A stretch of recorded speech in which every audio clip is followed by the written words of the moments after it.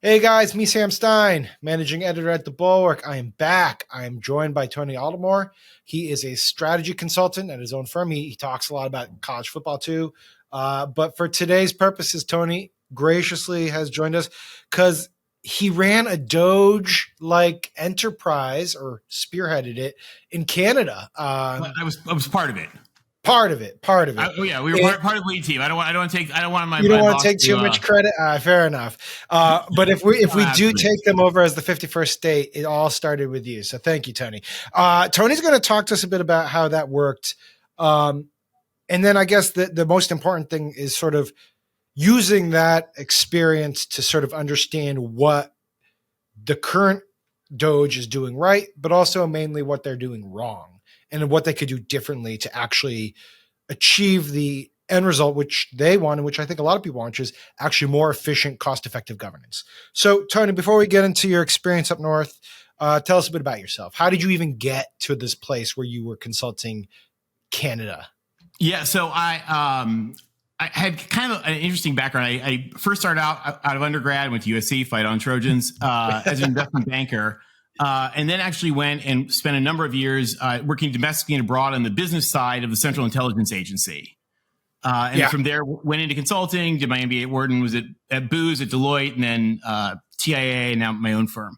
But the where the Canada Which one was your favorite? Which one is your favorite? I'll tell you, the best people anywhere were at CIA.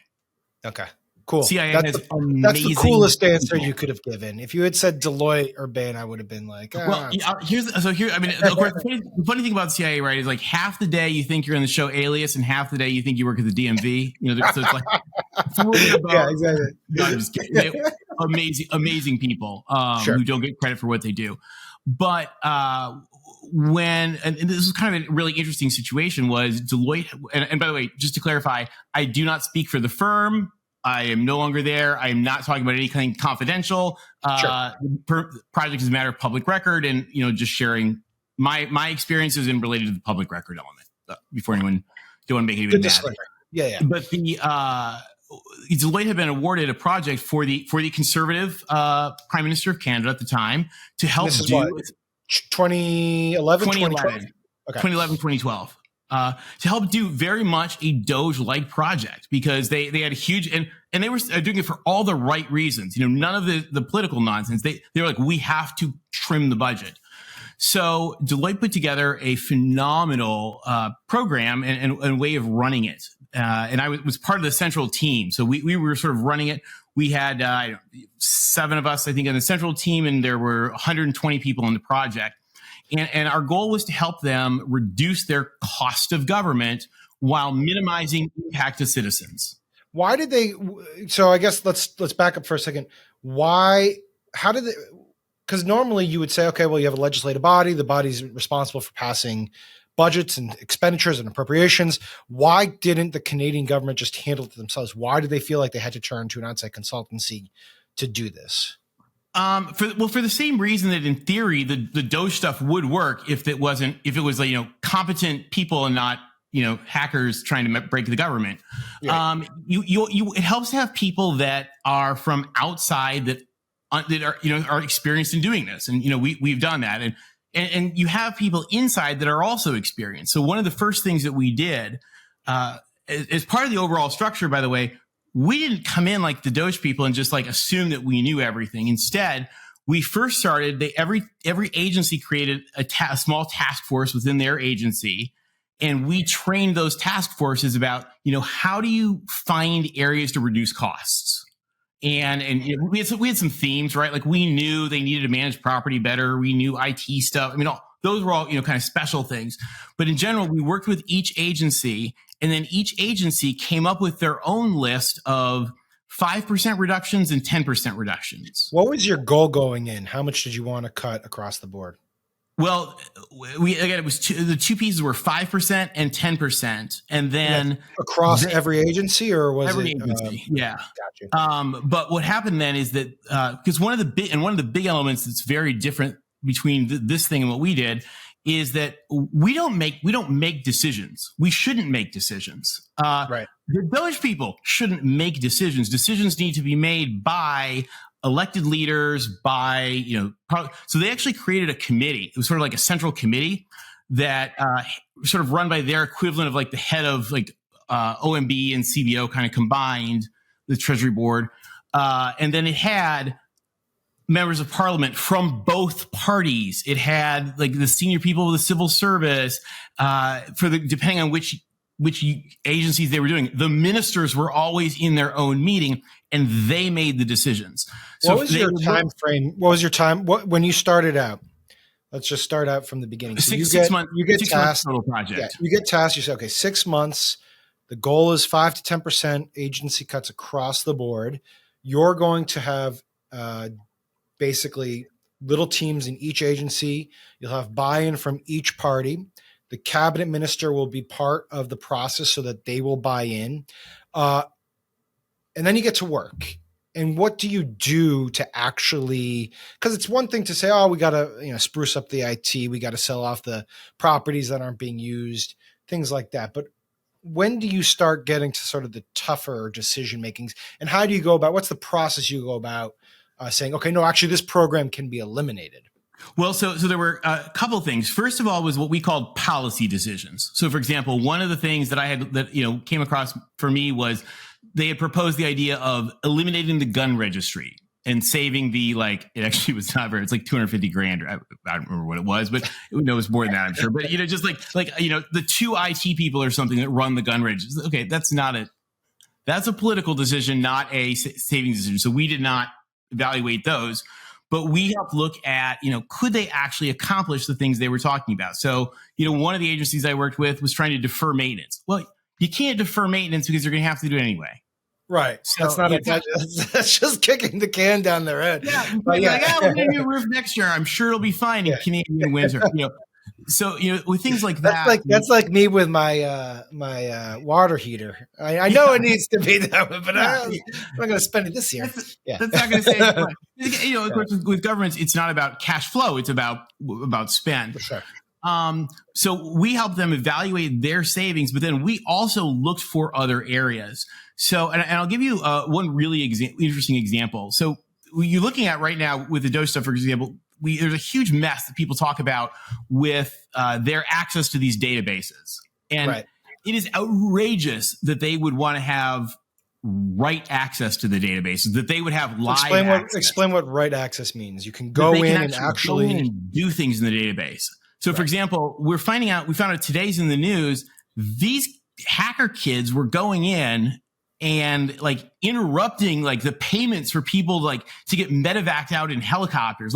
That is wild. I don't know how, in any other administration, people would probably be the FBI would be taking you out in cuffs. Not joking if you did something like that. Right. But that's why you put Kash Patel at the FBI. Exactly. Yeah. This is not a cost. Yeah. But I'll give you an example. There was a database, very sensitive database, that was, and also just for anybody who's wondering, we were Americans, and one of the things they loved about us Americans is that we didn't know their internal political drama. We were just there to help them save money. That's very American of you, by the way. Yeah, just having that. What is this system of governance? Yeah. One of their security agencies I was working with had somebody trained in interrogation who apparently spent the afternoon trying all these subliminal things to tease out what I thought about these controversial issues. And they were loved that I didn't even know what the words were. I didn't even know what they were talking about. And they were when the guy told, he's like, I'm so glad you're here. So what do you mean? He's like, well, he said, they told us they were sending the CIA guy from Wharton who had no idea about our dramas. I was like, I really don't. He's like, I know, I'm so glad. It was really funny. It was great. But that was one thing that and of course we had clearances. So everything we did was in secret clearance. It was on secret computer. The reports were public, but we followed complete protocol for NATO secret documents and secret information, which is not happening here. You didn't have right access to these things. You had we didn't touch those data. We didn't touch those databases. They would give us a copy of a thing, and they didn't even want to do that. But in this one agency, very, very prominent, big time agency, I wanted the database of all of their case files of everything they had done for like the past 2 years, and they did not want to give it to me. They did not. This was like, I mean, it was like almost tears in the face of the people they didn't want to give it to me. But here's the secret, and this is one of the things that if DOGE was being done right, that it would do, is anytime you have a database that people aren't looking at, there's gold in it. Right. And if you have smart people looking at it, of course, smart people are figuring stuff out. But if you have a database people aren't looking at, there's gold in it. And in about a day and a half, I was able to figure out the core problem of cost of this entire agency, to the point where I showed them efficiencies that if they could bring some of their inefficiencies that they didn't realize were there to like give me an example. Yeah, give me an example of some things that you did that created more efficiency, and that's save some costs. For example, they had all these different. This particular agency had their own teams that were in every other government agency, and then they billed those agencies for the time. And so that was these case files. So I helped them look at it, and we found, okay, well, these people do the same thing in 2 hours that these people do in 35. Right. Now they're a little bit different, right? Because it's a little bit different, but if they can do it in 2 and they need 35 can get down to 20. Right. You can cut. Yeah, 35. Yeah. You can, if they can do it in 2, you can do it in 20, even if it's a little bit different. And all of a sudden, again, these people that were in near tears, they did not want to give it to me. It was like a community theater production. Like they also started leaning in and looking at the charts, like in excitement, because actually they didn't even need to cut a lot of stuff. They just needed to figure out where they were being inefficient and make it more efficient. Right. So as you look at your experience in light of what's happening now, I mean, obviously you see missteps. Let's start with what you see that DOGE is doing right. Well, first of all, our process, this was never admitted to me, but I am 99% sure it was made for the Obama administration to do with the U.S. So they didn't do it because the U.S. doesn't like to do things like that. We absolutely need an exercise to fix stuff in our federal government. I mean, Homeland Security, who I've done a lot of work with, they're awesome. They have way too many middle managers. At least they always have every time when I was there. So, the idea of streamlining our government, making our government more efficient is awesome. The idea of randomly, coming in a rampage ends up costing you more than it does to do it right. So, for example, when we did these workshops with their government people, we were teaching them how to look for things that can actually stay savings, that you can actually have effective, cost process. And by the way, Canada does a lot of stuff way more efficiently than we do. A lot of their stuff, in fact, we would laugh. We'd be like, can we just bring this to us? Because there's a lot of things that they do great with. And so there's the idea of this DOGE project is great. It shouldn't be the people who broke the Twitter search function. It should be cost people who understand government. Hey, YouTube fam, if you want to support the Bulwark, the best way to do it is by becoming a YouTube Bulwark Plus member. The Bulwark is truly independent. We have no corporate overlords. We're not settling any dumb lawsuits with Trump. By joining, you help support our work, and you can get a bunch of perks right here on this platform. Ad-free content, bonus videos, live streams, and some emojis of me, which I guess some people want. So come join, come hang out, become a Bulwark YouTube Plus member, and I'll be seeing you in the comments. So behave. So the devil's advocate, let's just take their argument here, which is there have been, and Obama did try this, right? Obama put together a commission to try to, make government more efficient. Bill Clinton, of course, reduced the size of government, was very public about his desire to get whittle down the federal workforce. The DOGE people would say, people have tried this again and again. The bureaucracy always stays entrenched. If anything, it grows. If you're going to actually be effective at reducing the size of government, you have to move fast. You have to be indiscriminate. You have to cut first, then add back later if you need to. But otherwise, if you're going to wait it out and do these studies and have a lengthy process where you're bringing in all these different various stakeholders, it's a recipe for incremental change at best. Well, and I would say that that's wrong in a lot of ways, because actually the cost of adding back is tremendously expensive. Contractors are tremendously expensive. Now, there's some things that are better off being done as contractors, but contractors are incredibly expensive when you have to bring that in. I mean, if you look and I did a lot of stuff to help Homeland Security in their, I don't know, they're like year 5, year 6, year 4, year 7, that kind of area. And you could see the cracks of how they had to, hodgepodge this together. And we're going to be hodgepodging stuff back together to fix the mess that these people have made. And that is going to be so much more expensive to fix than if we just been doing it right in the first place. Right. I think that a lot of, again, looking at this from a cost reduction standpoint, a lot of the stuff they're doing is not about reducing costs. The other thing is that when you have people that are not qualified to be doing what they're doing and you're not involving the actual agencies, you end up doing stupid stuff. Like, for example, they've published, we're going to cancel Westlaw for lawyers. Okay, well, no, that's not going to work. That's no not more Bloomberg. No more Bloomberg terminals at Treasury. Yeah, it doesn't really. Yeah, I mean that's kind of dumb. It doesn't really save you much money. Yeah. And you're not, but you're also not really looking at a lot of this stuff is about like catty. It's sort of like what if you got the cattiest twerps together and let them just like pick line items, as opposed to actually let's look at the cost structure. Shared services. I'll give you an example. Here's something Canada does that's so much better than what we do. Think about this from a service end too, because one of our issues with efficiency wasn't just how do we spend less money, it's how do we be more efficient in serving the people.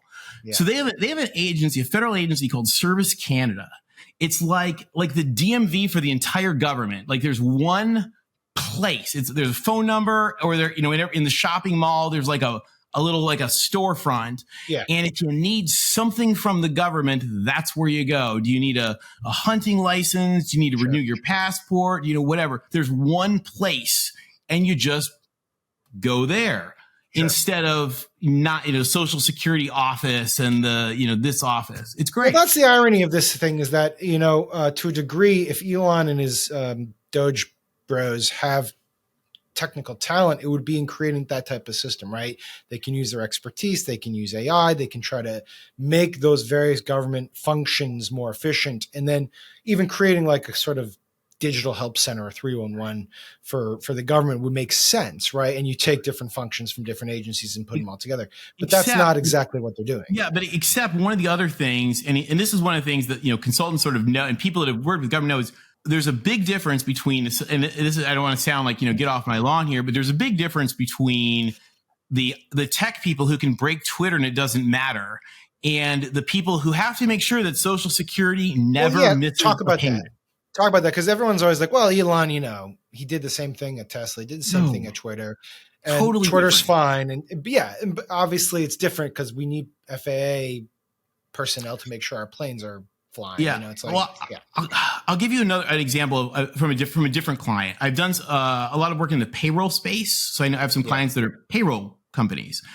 And one of them was so frustrated because what they felt was their worst product. They wanted to get rid of this product because it was like so old, and they didn't think it was like, as far as their product. Because remember, it's an IT service that, it's sort of processing your payroll, but so many massive, mega important companies used this product. And They said, we are absolutely not messing with our payroll. We don't care that it's old. We don't care that you don't like it. We don't care that it is the worst thing you offer, because you know what? Every 2 weeks our payroll goes out, and that's all we want. It's almost a too big to fail thing. It's like you can't touch these things, because if you do, people will freak, and that's a critical service. Well, you can't risk it breaking. I mean, that's the thing is NASA can't just fire rockets up, and if they blow up, it's fine. Like they can't do that. It has to work. Whereas Twitter, you might go down for an hour and life goes on. It's fine. The space station goes down for an hour. That's a problem. Right. Why do you think Elon's people want to get the access to these payment systems and to personal information? I mean, there's a lot of they don't need it. They don't need it. Yeah. So the speculation is they're trying to. I mean, their public stance is we're trying to root out fraudulent payments, dead people who are receiving benefits. We can't do that unless we get a total insight into the numbers. The more nefarious interpretation is that they want to fuck around with and have control over government payments. And of course, you referenced the piece in the Post about and this is they're doing that apparently. USAID basically shut down USAID. They put it under Marco Rubio. Marco Rubio then was saying, look, let's have these PEPFAR payments. Let's have these MedVac payments. They're fine. And then the DOGE guys were actually saying, no, we're going to cancel that contract. And they were in the back end. But I'm just sort of curious, why do you think they want that type of granular, sensitive access? So here's actually the bigger issue is that if you're really after, and by the way, again, I'm all about let's cut the cost of government. Let's make things more efficient. Let's audit things and make sure that they're right. Well, if that's what you want, then you're bringing in forensic auditors from PwC. These guys don't know what, because actually, if people that are no government finance see the things they're saying and they know it's like, you don't know what those words mean. Right. And the Social Security stuff where they were just totally off base and had no clue what they were talking about. They had no clue what they're doing. Yeah. So by all means, the first way that you know that it's not good intent is that they literally don't know what they're talking about, as they keep showing when they come in the press and just sort of demonstrate like, oh, look what we found. It's like, no, you didn't find that. I mean, again, with the Canada project, for example, we had no leaks ever of our internal documents. No, because there were not. Again, one because it's Canada. We don't talk to the press. Well, two, because one of the things that we did is we're working with that agency, and so when we found things, they had buy-in, right? That's why they had buy-in. They wanted to make it work. Yeah, exactly. But when we found, there were things that I found, I was like, oh, this looks kind of funny, and the agency would tell me, oh, that's a whole nother thing. That's a whole nother thing. We're not doing that. And there were other things. All right, I'm going to wrap them out. The Mounties have they pay triple health insurance. They're insured 3 times. And they wanted to stop doing that.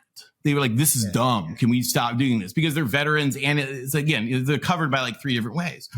Yeah. And I actually gave it to one of the high-up ministers. I said, oh, I put together these awesome PowerPoint pages. He goes, nope. I said, what do you mean? He goes, they are not going to put in the paper tomorrow morning that I cut health insurance for the Mounties. Nope. I said, well, they already have 3. He goes, nope. Because then they can have 3 Band-Aids. You don't fuck with the Mounties. You do not fuck with. It's like touching Social Security in America. That's the third rail. Don't fuck with the Mounties. Yeah, even though it was the Mounties that asked me, they're like, we've been begging them to stop because they wanted to take that money and spend it on Mounties, doing you spend on Mountie stuff. Yeah, of course. Yeah. So again, great people. The other big thing that I sort of see here that's an issue is it appears that they really think government people are stupid, and they're not. By the way, if government people, to those who aren't familiar with the government, if government people give you the impression they're stupid, it's because they think you're a pain in the ass and they really want to get away from what you're doing. They are very smart, really competent people. And so because of that, when you assume people are stupid, you don't necessarily do things the right way. And but with the databases, back to that, sorry, the big thing is if you were doing a forensic audit, for example, and you would need that kind of access to the stuff. You don't need write access to it. You don't need so why do you think they want write access? So there's a nefarious reason, and there is a possible. It's a stretch, but one of the reasons would almost be almost kind of an imposter syndrome. And this is an issue that you see a lot of times when people come into projects like this where they don't know what they're doing and they know they don't know what they're doing. And so they try to compensate by saying, we want everything, give us this, give us this. And all consultants are guilty of that to some extent. You're under pressure. You didn't know anything about this organization when they staffed you on it 2 nights ago. And so you're trying to seem like you know what you're doing. And so, somebody asks you, do you want this or this? You're like, give me both. Give me everything. Just give me everything. I want to see it. Or the other alternative is if they won't give it to me, it means they're hiding something. Exactly. And one of the things that you have to have when you do projects like this, you have to have enough dialogue to figure out, can you get 95% of what you need and it only takes them 20% of the effort? So you have to have a dialogue with the data people about, what does it take to get this versus that? Because, for example, the Treasury payments system, if you were just thinking about, there's a lot of value you could get from that. Again, if it also sounds, by the way, people don't look at that database. So that means there's gold in it as far as insights that can be derived that you could get really valuable stuff from. but you definitely don't need write access. And they've shown by tampering with people's medevacs, again, people would go to jail for this. What's your nefarious explanation? And well, that's the nefarious explanation. Is it's not about cost reduction at all. It's just about ideology. Gotcha. Yeah, but again, it's not about cost reduction because you don't have people that understand cost. You don't have strategy people. You don't have accountants. You don't have government people. You have like the kids who can't make Twitter work. And so that is a sign that this is not about cost reduction. And it should be about cost reduction. I mean, like I said, Deloitte, I am very confident, designed this whole program for the U.S. government. I know McKinsey has repeatedly tried to get the U.S. government to do all kinds of cost reduction stuff. There are Booz Allen does cost reduction stuff. I've done stuff for them. They do stuff all the time to make government more efficient, to cut costs. There is no shortage of really great people who can help you reduce costs in this in DC.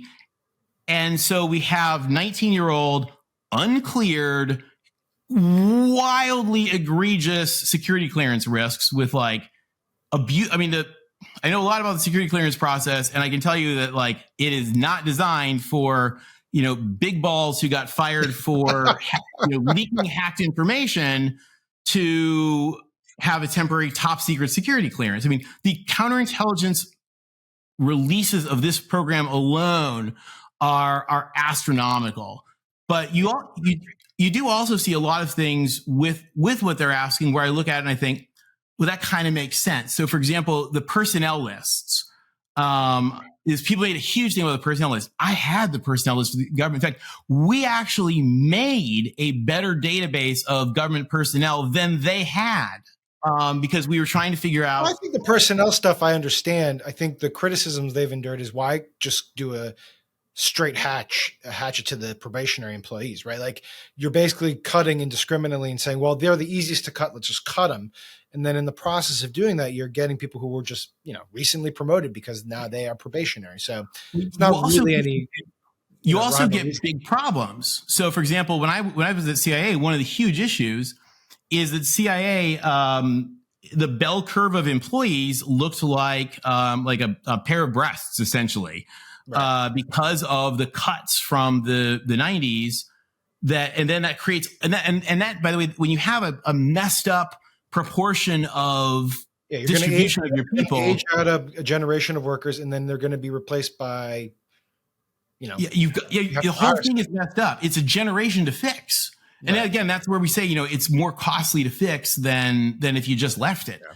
So there's a lot of this stuff that's just not being done from a cost reduction standpoint. I think your viewers, Bulwark folks, I ran a Republican state Senate campaign in college. Like, I know the way our folks think is that we want to see Republicans and Democrats want to see efficient, effective. Well, I think that gets to the first part. Yeah, I think that gets to your first part, which is that one of the ways you guys were successful is that you had buy-in from each side going into it. Let me ask you a closing question here, and we'll get you back on when we get to this place. But anytime, if you have to sit here right now, how do you predict that DOGE ends, or whether it's a success, and would you even define success? Well, my hope would be that over time, I fear that they've sort of damaged the brand of cost reduction for the government in a bad way, because again, this is not with good intent. What they're doing is not intended to save money. So my best case scenario, and if you look at the people working on DOGE, there are a couple. We hear about these clown hackers. There's a partner from McKinsey who's, to have that level at McKinsey, you've got to be really smart and really great. That's gotten in there now. Their top lawyer, actually a friend of mine from freshman year, was a surfer bro from Malibu down the hall from me freshman year. Brilliant guy. So they do have some people that are getting in there that are good people. And I think that if you can get more of those good people in, it will really, there's a lot to fix. I have to imagine also, by the way, that Booz Allen, Deloitte, McKinsey, and BCG are salivating at the opportunity to fix the messes. Well, sure. Made. I mean, no offense, not to cast aspersions, but I think they would like the contracts too to do it. But well, and I've done this for my clients too before, where they've done something, and I saw what they were doing, and I was like, okay, do me a favor, and they were like, what? I said, just save my number, call me when it's a mess, and I will help you fix it. And there's more money to be made in fixing the mess than cutting the costs. So do you think DOGE will come out of this with what, like $500 billion that they can pinpoint to? Do you think it's going to be? Well, first of all, their numbers will be their numbers are complete nonsense. Right. I saw one analysis. There's a major trust deficit already. Like anything they put up, people are going to be like, "Are you really representing the truth here?" Like, and that's problematic if you're trying to do anything that's cost cutting related.